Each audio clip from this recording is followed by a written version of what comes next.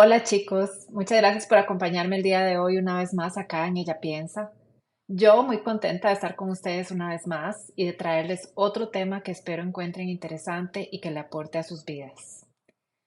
Hoy quiero hablar sobre un tema que desde que inicié mi proyecto Ella Piensa en julio del 2023 ha estado en mi mente y que de una forma u otra he evitado para no encasillar mi programa o encasillarme a mí misma.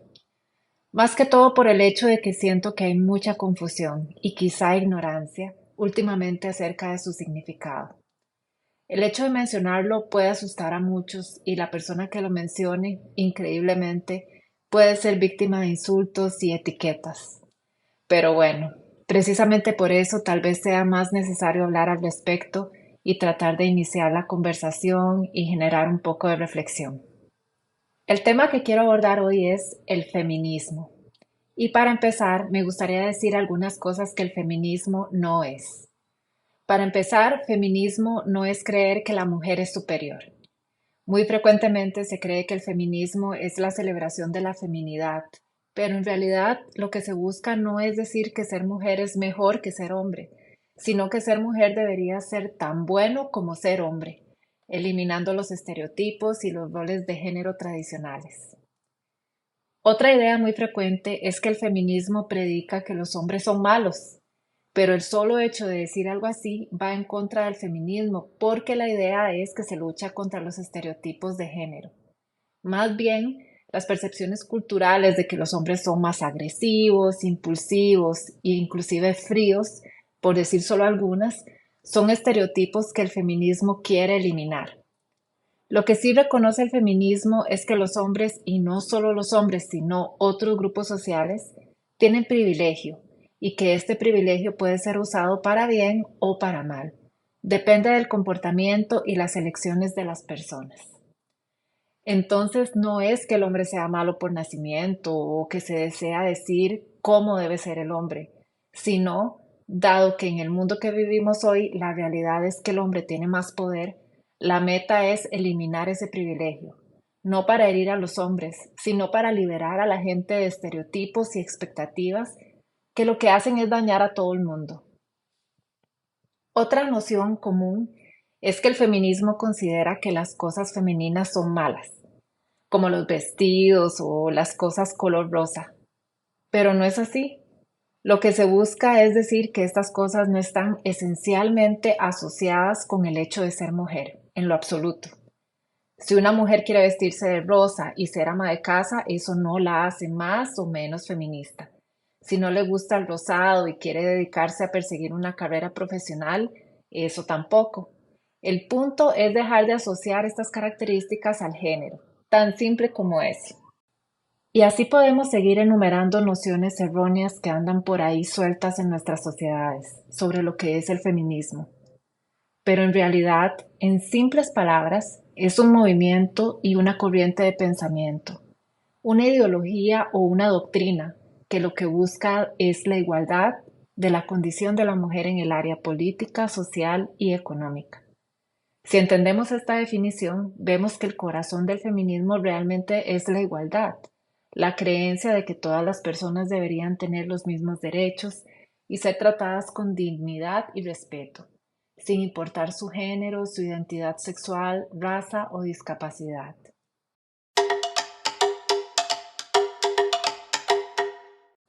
Antes de seguir con el tema de hoy, les recuerdo que pueden seguir mi podcast Ella Piensa en Spotify, Apple o Google Podcast para que no se pierdan ningún episodio.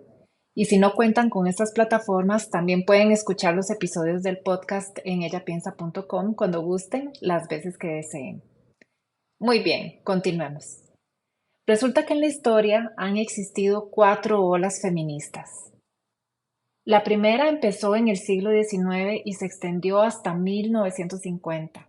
Esta ola es conocida por la lucha por el derecho a votar, por la igualdad política, la ciudadanía y el derecho a la educación. En 1848 empiezan los movimientos a favor del voto femenino en Estados Unidos, con algunos logros, pero hasta 1920 es que se logra un cambio en la Constitución que lo hace legal. En Inglaterra fue en 1918 y en Francia en 1944. ¿Te puedes imaginar? Hace aproximadamente 100 años es que la mujer empezó a tener el derecho a votar en algunas partes del mundo occidental. Lo que han pasado son como 3 o 4 generaciones de mujeres que tenemos derecho al voto. No es nada, ¿verdad? De hecho, en España fue hasta 1975 y en Costa Rica en 1949. A veces pensamos que todo siempre ha sido como es ahora y no sabemos que hasta hace muy poco la mujer ni siquiera tenía derecho a elegir un presidente o un alcalde. Pero bueno, de esto se trató la primera ola y para ilustrarles un poco la realidad femenina en ese contexto histórico, quiero contarles una historia corta que fue escrita en 1894 por una escritora feminista de la primera ola, Kate Chopin, y que yo me tomé la libertad de modificar por un lenguaje más moderno para que sea más ameno para todos ustedes de escuchar. Evidentemente pueden buscar el cuento que es súper bueno. Se llama La historia de una hora por Kate Chopin. Y recuerden que yo les voy a contar acá una adaptación que yo hice con lenguaje más moderno. Louis padecía de problemas del corazón. Por esa razón no era fácil darle la horrible noticia de que su marido había muerto. Se lo dijo su hermana Josephine con medias frases que trataban de suavizar el hecho. También estaba presente Richards allí junto a ella. Fue él quien había estado en la redacción del periódico cuando llegó la noticia del accidente de tren y vio la lista de víctimas en donde estaba casi de primero Brentley, el esposo de Louis. Cuando confirmó que el accidente sí ocurrió y que todos los pasajeros murieron, decidió ser él el que le diera la triste noticia a Louis, para evitar que alguien más con menos cuidado lo hiciera. En ocasiones sucede que las mujeres no aceptan este tipo de mensaje y no pueden aceptar su significado. En el caso de Louis no fue así, apenas lo escuchó, se echó a llorar en los brazos de su hermana y luego se retiró a su habitación, diciendo que por favor la dejaran sola. Se sentó en el sillón frente a la ventana abierta y se sintió agotada físicamente. Sintió que su cuerpo estaba inmóvil. Por la ventana podía ver los árboles, podía sentir el aroma de la lluvia. Escuchó sonidos de vendedores ambulantes y de alguna persona cantando a lo lejos. Hasta llegó a escuchar una multitud de gorriones. Pudo ver el cielo azul y las nubes y se sentó con la cabeza hacia atrás, quieta, excepto cuando le salía un sollozo por la garganta, como si fuera una niña que llora hasta quedarse dormida y sigue llorando en sus sueños. Louis era una mujer joven, con una cara hermosa y facciones que dejaban entrever un poco de contención e incluso cierto temperamento. Sin embargo, en ese momento sus ojos no tenían brillo y tenía la mirada clavada a lo lejos, no pensando, sino más bien con cualquier pensamiento inteligente suspendido. Sentía que algo iba a sucederle y ya estaba esperándolo con temor. ¿Qué sería? No tenía idea, pero lo sentía. Entonces empezó a sentir que su pecho se agitaba y luchaba con toda su voluntad para rechazar esto que sentía que le iba a ocurrir, pero estaba muy débil. Cuando se dejó llevar, una palabra susurrada se le escapó de los labios entrecerrados. La murmuró una y otra vez. Libre, libre, libre. Se fueron de su cara la mirada vacía y la expresión de terror. Los ojos retomaron su brillo y el pulso latía aceleradamente. No se detuvo a pensar si la alegría por la que había sido invadida era o no monstruosa. Era consciente de que volvería a llorar cuando lo viera, con sus manos bondadosas cruzadas en la postura de la muerte. Ver su rostro petrificado y gris, muerto.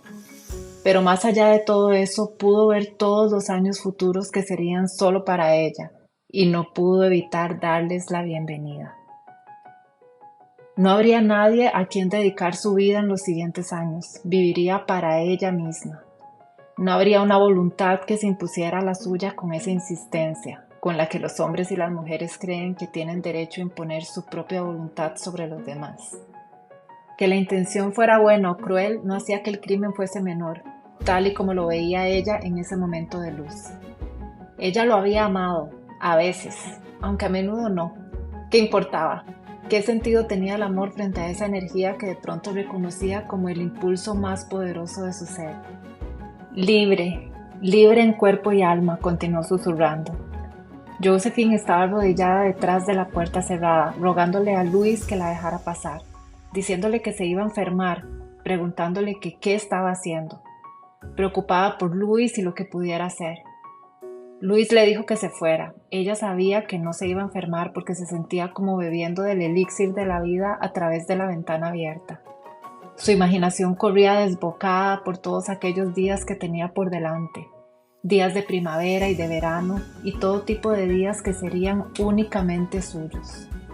Rezó para que la vida fuera larga y pensó que tan solo ayer sentía escalofríos al pensar que la vida podía ser larga. Se levantó y abrió la puerta. Con un aire de triunfo en su mirada, caminaba como una diosa y cogió a su hermana por la cintura para bajar las escaleras. Abajo estaba Richards esperando. En ese momento alguien estaba abriendo la puerta principal con una llave. El que entró era Brentley, el esposo de Louis, un poco desarreglado por el viaje, cargando su maletín y su paraguas. Había estado lejos del lugar del accidente. De hecho, ni siquiera sabía que hubo un accidente. Se escuchó un grito desgarrador de Josephine al ver caer a su hermana Louise al suelo, tras ver a Richards entrar. Cuando llegaron los médicos, dijeron que Louise había muerto de una enfermedad del corazón, la alegría que mata. Ok, amigos, después de escuchar esta historia, quiero que se remonten a ese momento histórico, 1894. Los hombres yendo al trabajo, las mujeres quedándose en casa. Muchas veces los hombres se iban por días en viajes de trabajo mientras sus esposas se quedaban atendiendo el hogar y esperando que sus esposos volvieran. Esa era la realidad y en esta historia Luis ve por un instante su futuro y su vida. Sin saberlo conscientemente se ha sentido prisionera en su vida por la relación de poder que existe con su esposo y los roles de género que existen en su relación. Y al saber que eso se terminó, siente algo que nunca había sentido. No sabe ni cómo describirlo. Se siente libre.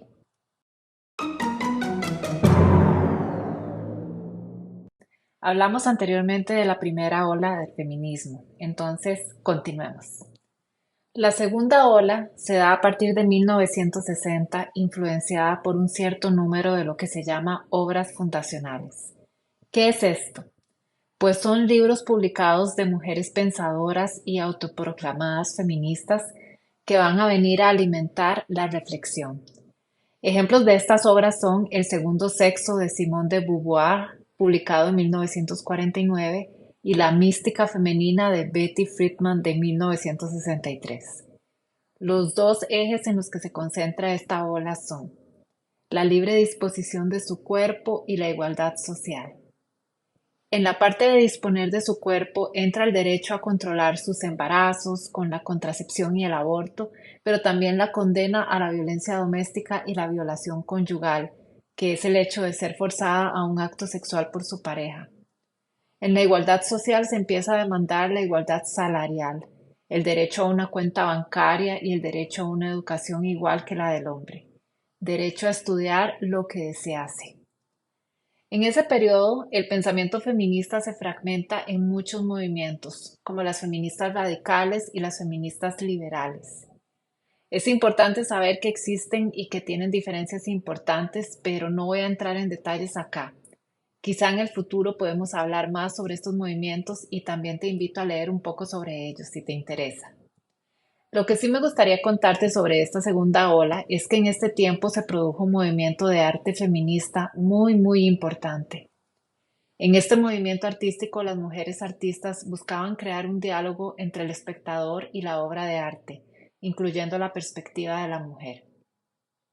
La idea es que el arte no fuera solamente algo para admirar, sino que incitara al cuestionamiento social y político, y poco a poco provocar un cambio hacia la igualdad.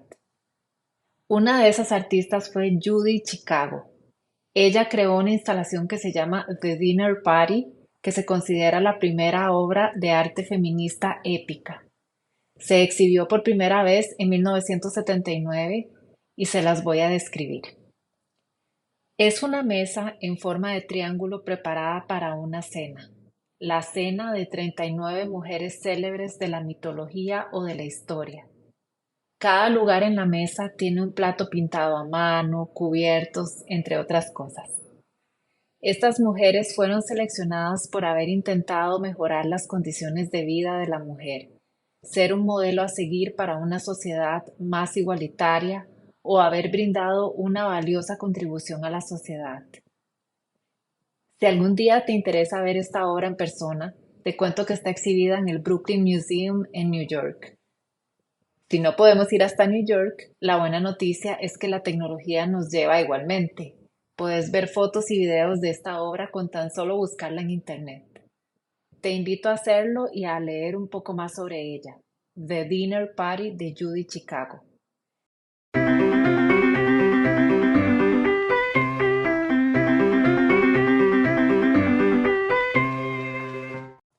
La tercera ola, que inicia en 1990, se interesa mucho por discriminaciones adicionales que sufren las mujeres de diferentes minorías. ¿Cómo cuáles? Pues el racismo, homofobia, grosofobia. Si no sabes qué es la grosofobia, te cuento que es la discriminación y violencia que sufren las personas con sobrepeso. Ok, volviendo al tema, también surgen feministas de diferentes orígenes, orientaciones sexuales y trayectorias diferentes, y ponen en evidencia realidades que viven mujeres fuera de Occidente. Se habla más de acoso sexual, violencia doméstica, brecha salarial, derechos sexuales, y se habla más y bajo nuevas perspectivas que traen estas feministas de diversos lugares del mundo. También en los 90 se empieza a hablar de los trastornos alimentarios y la representación de la mujer en la publicidad. Para ilustrar un poco la influencia de esta ola del feminismo en la sociedad de esa época, de 1990 al 2010, estoy segura que muchos recordarán las películas de Kill Bill de Tarantino. El primer volumen salió en 2003 y el segundo en 2004. En estas películas podemos ver la representación de una mujer que usa la violencia, y con esto se rompe lo que tradicionalmente era aceptado: el hombre violento y la mujer sumisa. El hombre usando violencia para ejercer poder. En estas películas se invierte la balanza. Las mujeres son excelentes luchadoras, mejores que los hombres, y esto hace que los espectadores experimenten una revuelta del patriarcado, aunque sea por un momento. Todo esto hace que estas películas sean un excelente modelo que representa los principios del feminismo de la tercera ola. Si no las has visto, te invito a hacerlo. De hecho, creo que muchos hemos visto estos filmes y no nos hemos puesto a reflexionar en estos elementos feministas. Tal vez sea hora de volverlas a ver. Y nos queda una última ola feminista por describir. ¿Y qué creen? Pues sí, en la que estamos actualmente. Inició a partir de 2010 y es el feminismo utilizando herramientas digitales. Las redes sociales permiten compartir testimonios, denunciar la violencia y el acoso sexual más ampliamente. Podemos ver movimientos que reúnen miles de personas de manera virtual y que han sacudido el mundo del trabajo, la política, las artes y otras áreas. Todos hemos escuchado hablar de movimientos como el movimiento Me Too, que le ha dado la vuelta al mundo y cuya intención es concientizar en contra del abuso, acoso sexual y violación sexual de las mujeres. Y Ni Una Menos, que se originó en Argentina y se expandió a varios países latinoamericanos y otras regiones del mundo, y que se opone a la violencia contra las mujeres y más específicamente a los homicidios de mujeres.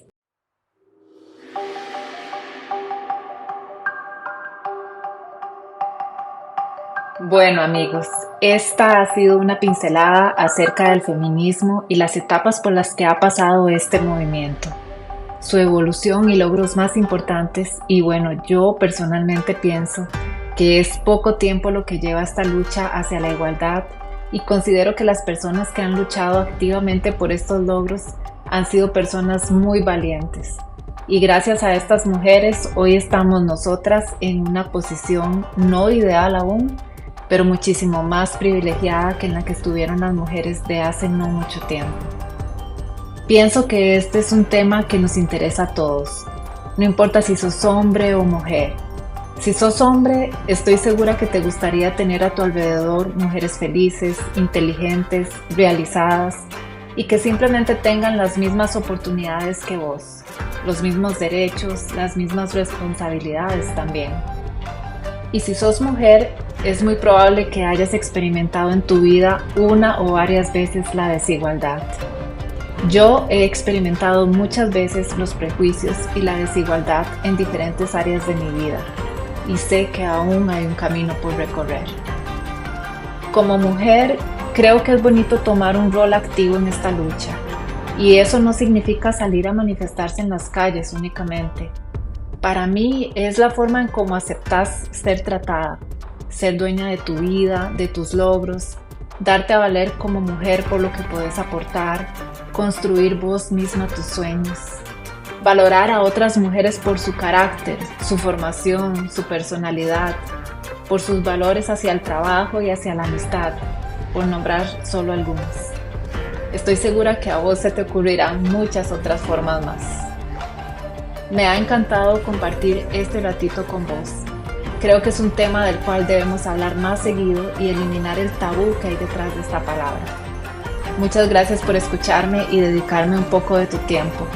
Recordá que me podés encontrar en Instagram como Ella Piensa CR y que podés seguir mi podcast Ella Piensa en Spotify, Google y Apple Podcast y en ellapiensa.com. Nos vemos, hasta pronto.